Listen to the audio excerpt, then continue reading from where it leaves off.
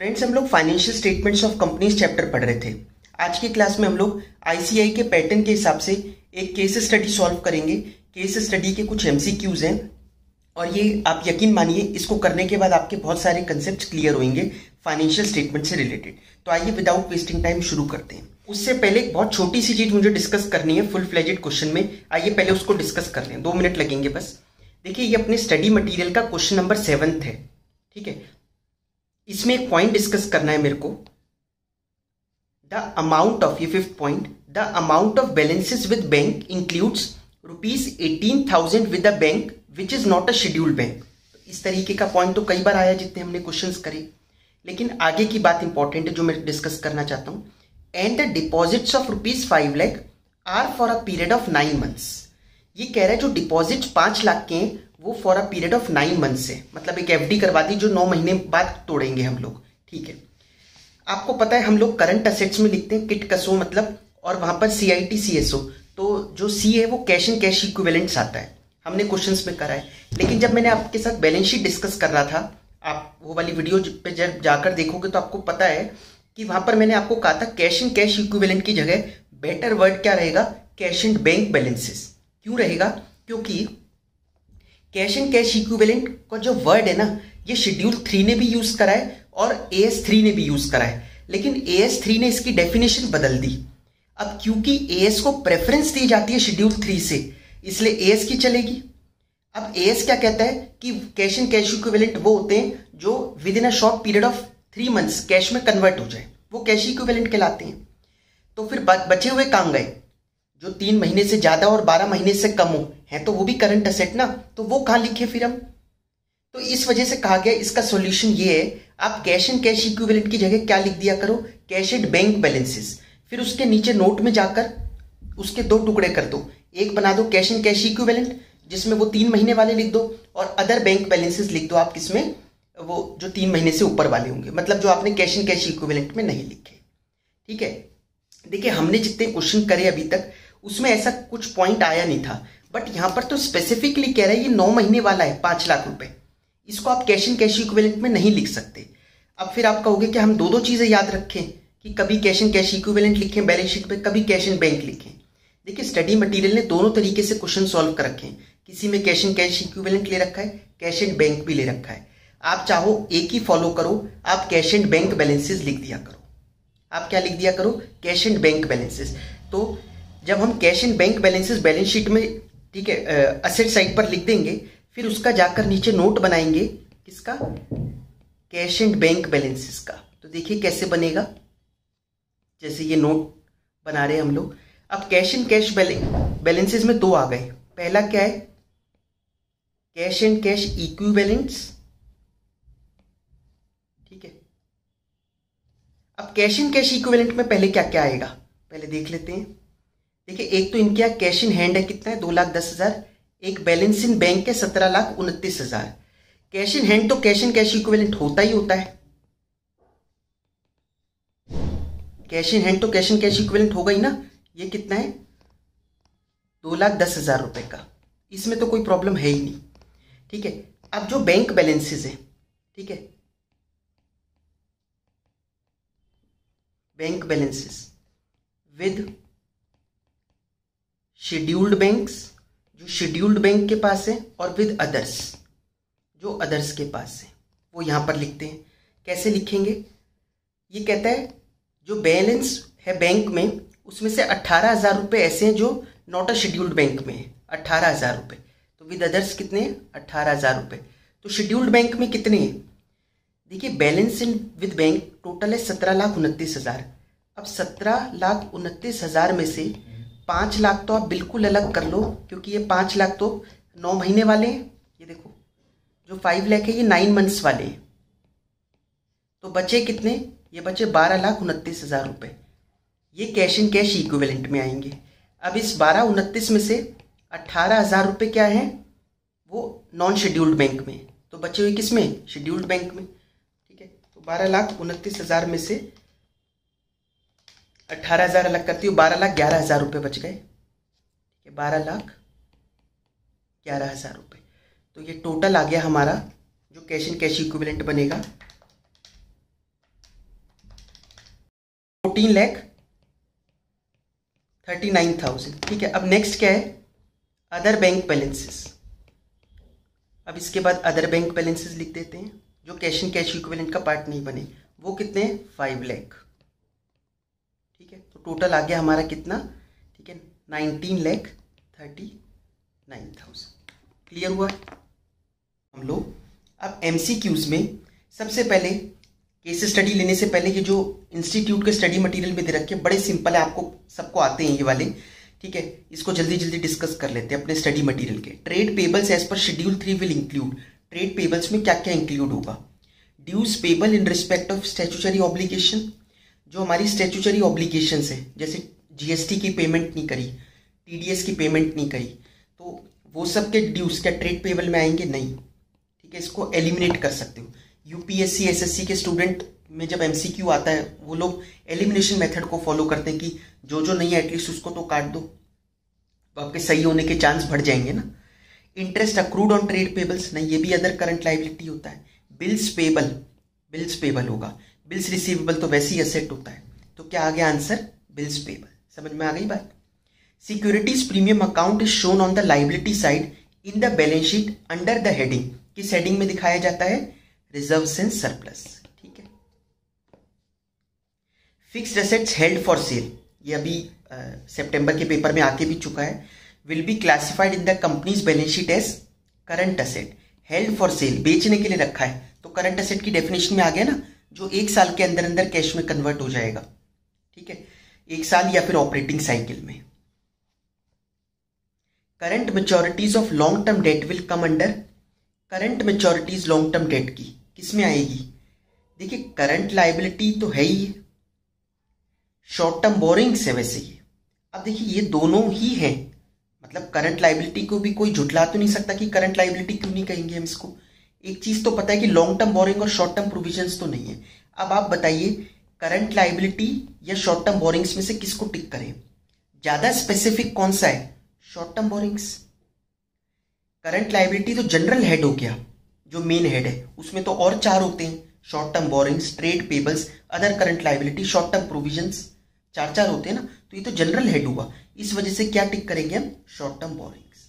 समझ में आई बात। Declaration of dividends for past year is made after providing for depreciation of past years only, depreciation on assets for current year and arrears of depreciation of past year, और depreciation on current year only and foregoing arrears of depreciation of past year, या excluding current year depreciation. सारे depreciation हटाते हैं।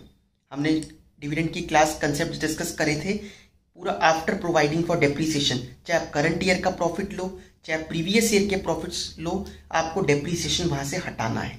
ठीक है, depreciation हटाने के बाद ही हम लोग डिविडेंड डिक्लेयर करते हैं। समझ में आ गई बात। डिविडेंड चार्ज, ये डेप्रिसिएशन चार्ज करने के बाद ही। ठीक है, आइए अब एक केस स्टडी बेस्ड क्वेश्चन करते हैं, बड़ा अच्छा क्वेश्चन है ये। Rahul limited is in the business of manufacturing electric scooters. ठीक है, इलेक्ट्रिक स्कूटर्स मैन्युफैक्चर करती है ये कंपनी राहुल लिमिटेड के नाम से। ठीक है, the factory is located in Jodhpur, इनकी फैक्ट्री कहाँ है, जोधपुर में, राजस्थान में। And sale outlets including service centres, और बेचने के लिए जो आउटलेट है वो कहाँ पर है, नोएडा में एंड चंडीगढ़, और सर्विस सेंटर भी वहीं पर ही है, जहाँ पर बेच रहे हैं वहीं सर्विस सेंटर है। ठीक है, अभी मतलब जोधपुर में इनकी फैक्ट्री लगी हुई है और नोएडा और चंडीगढ़ में इनके सेल आउटलेट्स और सर्विस सेंटर्स हैं। ठीक है, following are the extracts from its trial balance for the year ended 31 March 2024। Extracts का मतलब क्या होता है, एक्सट्रैक्ट्स का मतलब होता है कुछ पार्ट, जरूरी नहीं है ये कंप्लीट हो। ठीक है, ट्रायल बैलेंस के कुछ पॉइंट्स आपको दे रखे हैं, पूरा ट्रायल बैलेंस उतार कर नहीं दे रखा। ठीक है, ईयर कब एंड होता है इनका, 31 मार्च 2024 को। रेवेन्यू, सेल ऑफ स्कूटर्स कितने के करे, 8,40,500 रुपए के उन्होंने स्कूटर बेचे। सर्विसेज रेंडर करी, rendering of services 30,200। Interest earn किया 9600 का, सैलरी इनकम है 9600 की। ठीक है, दोनों 9600 है। एक्सपेंसेस कितने कितने हुए उनके, जनरल एक्सपेंसेस हुए 33,500, सैलरीज हुई 3,90,000 रुपए की। अभी केवल क्वेश्चन को रीड कर रहे हैं हम। ठीक है, क्या करना है वो बाद में देखेंगे। सैलरी दी 3,90,000 रुपये, ब्रैकेट में लिख दिया 13 महीने। सैलरी कितने महीने की दी इन्होंने? 13 महीने की। डेप्रीसिएशन प्रोवाइड करा साल भर में 24,300 का। रेंट दिया 44,000, लेकिन ब्रैकेट में लिखा 11 महीने का ही रेंट पे किया है, ठीक है। एंड इंटरेस्ट पे करा इन्होंने 19,610 रुपये। समझ में आ गई बात? असेट्स क्या क्या है इनके पास? तो पहले रेवेन्यू बताया, फिर खर्चे के कुछ पॉइंट्स दिए, फिर असेट्स के पॉइंट दे रहा है। कहता है प्लांट एंड मशीनरी है 2,40,600 की, बिल्डिंग है 3,20,100 रुपये की, बोथ एट बुक वैल्यू। ये बुक वैल्यू पे गिवन है। बुक वैल्यू मतलब कॉस्ट लेस डेप्रीसिएशन, मतलब कॉस्ट में आज तक का सारा डेप्रीसिएशन माइनस कर देंगे तो बुक वैल्यू आएगी। बुक वैल्यू मतलब बुक्स में आज इसकी वैल्यू इतनी है, ठीक है। बुक वैल्यू बदलेगी, आज कुछ और होगी, 6 महीने बाद कुछ और होगी, क्योंकि डेप्रीसिएशन लगता रहेगा, ठीक है। लेकिन कॉस्ट तो सेम रहती है एसेट की। तो बुक वैल्यू मतलब बुक्स में उसकी आज वैल्यू इतनी है। स्टॉक 1 अप्रैल 2023 और 31 मार्च 2024, मतलब ओपनिंग स्टॉक और क्लोजिंग स्टॉक गिवन है। Raw material WIP finished goods, ठीक है, तो कोई बहुत बड़ी चीज नहीं है। रॉ मटेरियल का WIP का फिनिश्ड गुड का ये स्टॉक दे रखा है।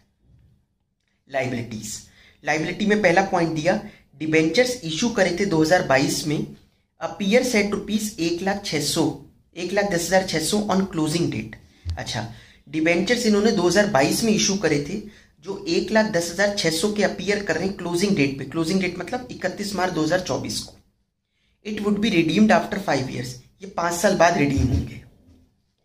Working capital loan taken on 1 अगस्त 2023। 1 अगस्त 2023 अपना साल है 1 अप्रैल से लेकर 31 मार्च। ये देखो यहाँ गिवन है ना, 1 अप्रैल 2023 से 31 मार्च 2024 का साल है। तो 1 अगस्त 2023, हाँ इसी साल में पड़ता है जिस साल की हम बुक्स देख रहे हैं, ठीक है। वर्किंग कैपिटल लोन लिया था इन्होंने 1 अगस्त 2023 को, लेकिन जो ऊपर डिबेंचर इशू करे थे ना वो पुराने, वो 2022 से चलते आ रहे हैं।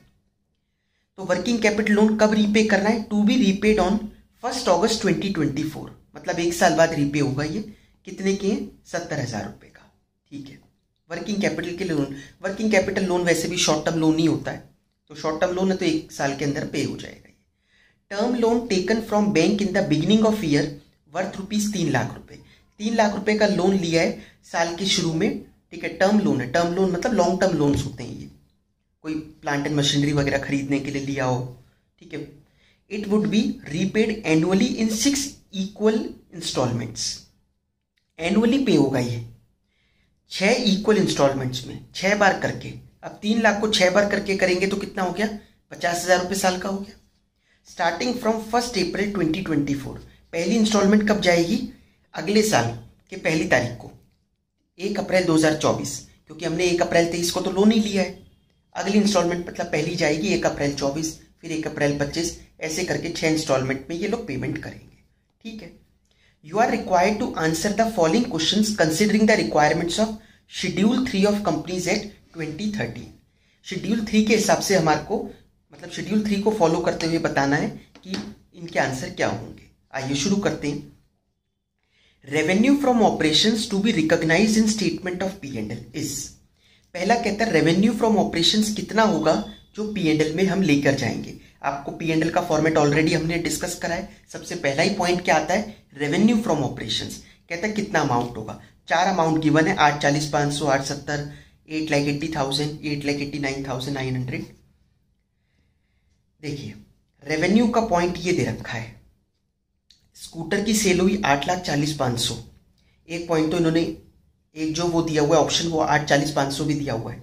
रेंडरिंग ऑफ सर्विस इतनी करी, इंटरेस्ट इतना, सन्ड्री इनकम।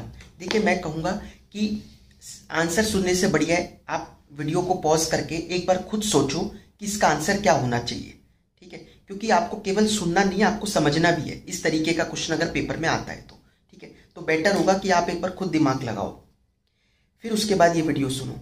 अब 8,40,500 में के स्कूटर बेचे, लेकिन इन्होंने सर्विस भी रेंडर करी है 30,200। तो क्या सर्विस रेंडर करना इनका रेवेन्यू का पार्ट नहीं है? बिल्कुल है रेवेन्यू का पार्ट, रेवेन्यू फ्रॉम ऑपरेशन का ही पार्ट होगा सर्विसेज रेंडर करना भी। भाई ये इनकी ऑपरेटिंग एक्टिविटी है। आप ऊपर कहा था ना इलेक्ट्रिक स्कूटर बनाता है, और उसने अपने आउटलेट के साथ साथ सर्विस सेंटर भी खोल रखे हैं नोएडा और चंडीगढ़ में, तो ये उसका पार्ट ऑफ बिजनेस हो गया। जो लोग गाड़ियां बेचते हैं, जो कंपनियां गाड़ियां बेचती हैं, ऑटोमोबाइल इंडस्ट्री मतलब, तो उनका तो काम है सर्विसेज देना, ठीक है, उनके सर्विस सेंटर्स होते हैं, तो ये उनकी ऑपरेटिंग एक्टिविटी है, कोई एक्स्ट्रा इनकम थोड़ी ना उनकी है, तो ये रेवेन्यू फ्रॉम ऑपरेशन का ही पार्ट बनेगा। इसका मतलब ये और ये। तो क्या इंटरेस्ट अर्न भी आएगा? नहीं, इंटरेस्ट तो बैंक में पैसा जमा कराए तो उससे इंटरेस्ट आ रहा है, ये तो अदर इनकम हुई। सन्ड्री इनकम, छोटी मोटी इनकम, कुछ स्क्रैप वगैरह हो गया, उससे 9600 और कमाया, वो भी अदर इनकम हो गया। तो क्या करेंगे हम, मतलब 8 40 500 प्लस 30,200, अमाउंट आ गया 870,700, 8,70,700, मतलब इसका बी ऑप्शन करेक्ट है। समझ में आई बात आप लोगों को? ठीक है। नेक्स्ट कहता है change in inventories to be recognised in statement of P and L. वो एक्सपेंसेस में जब हम जाते हैं तो सबसे पहले क्या आता है, कॉस्ट ऑफ मटेरियल कंज्यूम, फिर क्या आता है, purchases of stock in trade, तीसरे नंबर पे आता है चेंजेस इन इन्वेंट्रीज। ये पूछता है चेंजेस इन इन्वेंट्रीज। अगर आपने इससे पहले वाली जस्ट वीडियो देखी है मेरी, जो क्लास 7 थी, तो उसमें मैंने जो क्वेश्चन करवाया, आरटीपी का एक क्वेश्चन हमने डिस्कस करा है, उस क्वेश्चन में अगर वो क्वेश्चन आपने करके देखा है तो ये आंसर आप इजीली कर दोगे, चेंज इन इन्वेंट्रीज का आंसर क्या आएगा। अब change in inventories, opening stock minus closing stock होता है। आपको ये सेकंड पॉइंट में ओपनिंग स्टॉक दे रखे हैं 1 अप्रैल 2023, 31 मार्च 2024, ये तीनों figures raw material, WIP, finished good की गिवन है। क्या करें, एक तो सबसे बड़ी बात याद रखना, ओपनिंग माइनस क्लोजिंग है, क्लोजिंग माइनस ओपनिंग नहीं है, ठीक है। क्या हम तीनों का ओपनिंग माइनस क्लोजिंग करके निकाल दें, रॉ मटेरियल का भी, WIP का भी, फिनिश्ड गुड्स का भी? वो बिल्कुल गलत हो जाएगा। क्यों गलत हो जाएगा? आपको मैंने बताया था मैन्युफैक्चरिंग कंपनी का केस। मैन्युफैक्चरिंग कंपनीज में 3 तरीके का स्टॉक होता है, raw material, WIP, finished good. लेकिन जब हम एक्सपेंसेस में जाते हैं तो सबसे पहला पॉइंट आता है कॉस्ट ऑफ मटेरियल कंज्यूम, जिसका अपना फॉर्मूला क्या है, opening stock of raw material plus purchases of raw material minus closing stock of raw material. उसके बाद जो परचेजेस आता है वो परचेजेस आएगा ही नहीं। वो जो सेकंड लाइन आइटम है purchases of stock in trade, वो मैन्युफैक्चरिंग कंपनी के लिए में आएगा नहीं ना, क्योंकि रॉ मटेरियल खरीदती है वो, तो रॉ मटेरियल ऊपर आ गया कॉस्ट ऑफ मटेरियल कंज्यूम में। फिर आएगा चेंज इन इन्वेंट्रीज ऑफ, क्या क्या होता है, WIP, फिनिश्ड गुड एंड वो ट्रेडिंग के लिए हो गया स्टॉक इन ट्रेड। इनके यहाँ स्टॉक इन ट्रेड तो होगा नहीं, स्टॉक इन ट्रेड मतलब खरीदा और बेचा। तो चेंज इन इन्वेंट्रीज किस किस का लेना है, WIP का और फिनिश्ड गुड का। रॉ मटेरियल का बिल्कुल मत लेना, रॉ मटेरियल का तो ऊपर कॉस्ट ऑफ मटेरियल कंज्यूम में ऑलरेडी आ चुका है, ठीक है, ये मैंने पहले भी डिस्कस करा है। तो हमें क्या क्या लेना है, केवल WIP और फिनिश्ड गुड्स।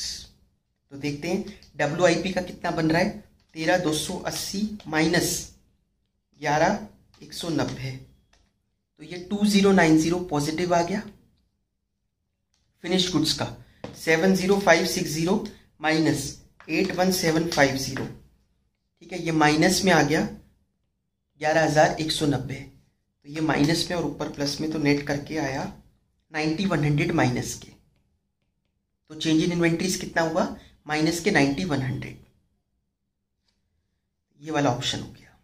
समझ में आई बात आप लोगों को? ये other current liabilities to be recognised in balance sheet, जो इन्फॉर्मेशन हमारे को गिवन है उसके हिसाब से कह रहा है कोई अदर करंट लाइबिलिटी है क्या जो रिकॉग्नाइज करनी है, और है तो क्या है उसका अमाउंट, 27,600 है, 30,000 है, 1,000 है या 4,000 है। अदर करंट लाइबिलिटीज क्या होती हैं, अदर करंट लाइबिलिटीज, ठीक है, जो देखिए करंट लाइबिलिटी में short term borrowing, trade payable, other current liability, short term provisions आते हैं। तो जो उन तीनों में नहीं गए वो अदर करंट लाइबिलिटी में आते हैं। जैसे मैंने एग्जांपल दिया था आपको, आउटस्टैंडिंग एक्सपेंसेस, ठीक है, इनकम रिसीव्ड इन एडवांस, ये सब मैंने आपको बताए थे, वो अदर करंट लाइबिलिटी में आते हैं। तो कोई आपको दिख रहा है यहाँ पर जो जाता हो कहीं अदर करंट लाइबिलिटी में, जितने भी हमने पॉइंट्स पढ़े, तो लाइबिलिटी एक्सपेंसेस से बनेगी, इनकम से तो बनेगी नहीं, है ना, एक्सपेंसेस से, क्योंकि इनकम में तो ऐसा कुछ दे ही नहीं रखा। अब एक्सपेंसेस में सैलरी गिवन थी 13 महीने की और रेंट गिवन था 11 महीने का, तो सैलरी तो ज़्यादा ही दी है इन्होंने, कोई लाइबिलिटी थोड़ी ना है, ज़्यादा ही पे करा 13 महीने का। लेकिन रेंट जो पे करा वो केवल 11 महीने का पे करा, 1 महीने का भी पेंडिंग है, वो क्या हो गया, आउटस्टैंडिंग रेंट। आउटस्टैंडिंग रेंट कहाँ जाता है, अदर करंट लाइबिलिटीज में। समझ में आई बात? कैसे निकालोगे, 44,000 अगर 11 महीने का है तो डिवाइड कर लो, हर महीने का आ गया, मतलब हर महीने का आ रहा है 4,000 रुपये, तो तो 4,000 रुपये आउटस्टैंडिंग रेंट है, वो अदर करंट लाइबिलिटी में जाना चाहिए। ऑप्शन है ये रहा डी, 4,000 रुपये। आई होप आप लोगों को ये क्लियर हो रहा होगा। फिर कहते हैं short term loans and advances. Current assets में CIT CSO मैंने आपको याद करवाया है, ठीक है। To be recognised in balance sheet is, short term loans and advances कितना दिखाना है।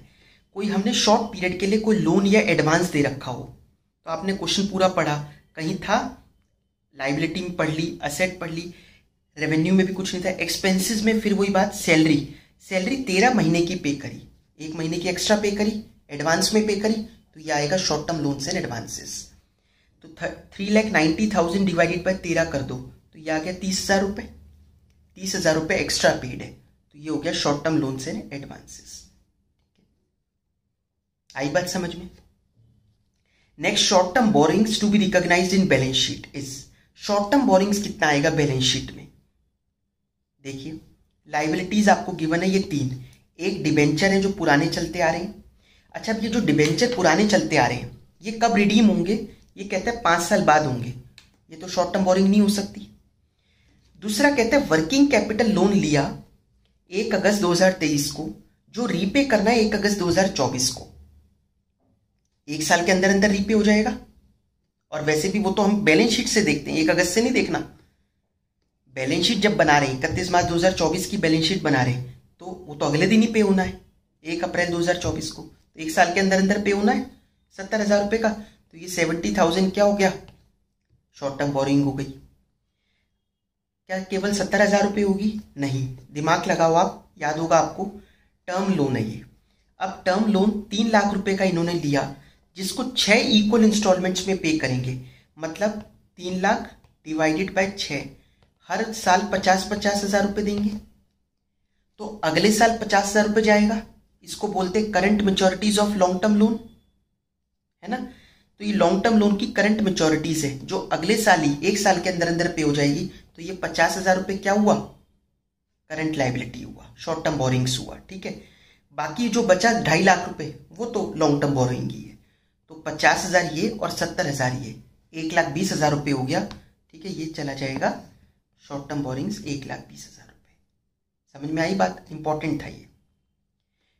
Property plant and equipment to be recognised in balance sheet is, property plant and equipment कितना रिकॉग्नाइज करना है बैलेंस शीट में। तो ये देखिए असेट साइड पे प्लांट एंड मशीनरी गिवन है, बिल्डिंग गिवन है, दोनों ही प्रॉपर्टी प्लांट एंड मशीन उसमें आते हैं इक्विपमेंट में। तो 2,40,600 और 3,20,100। अब ऊपर डेप्रीसिएशन गिवन है 24,300 रुपये। कई लोग गलती से ये भी माइनस कर लेते हैं, बिल्कुल भी नहीं करना। 2 हिंट आपको क्वेश्चन ने ऑलरेडी दिए। क्या हिंट दिए? सबसे पहले तो क्वेश्चन ने कहा following are the extracts from its trial balance.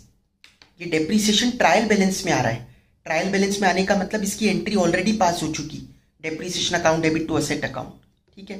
दूसरा हिंट आपको क्वेश्चन ने खुद कहा कि बोथ एट बुक वैल्यू, ये बुक वैल्यू पर है, डेप्रीसिएशन इसमें ऑलरेडी माइनस हुआ है, ठीक है। तो आपको माइनस नहीं करना डेप्रीसिएशन। तो 2,40,600 प्लस 3,20,100 रुपये, ये आ गया 5,60,700। ये है कोई ऑप्शन 5,60,700 प्रॉपर्टी प्लांट डेवलपमेंट। समझ में आई बात। तो ये थे, ठीक है। ICI का पैटर्न है इस तरीके का कि केस बेस्ड क्वेश्चंस आते हैं, फिर उसमें से MCQ पूछे जाते हैं। हम ऐसे ही क्वेश्चंस की और भी प्रैक्टिस करेंगे आगे की क्लासेस में। Thank you so much.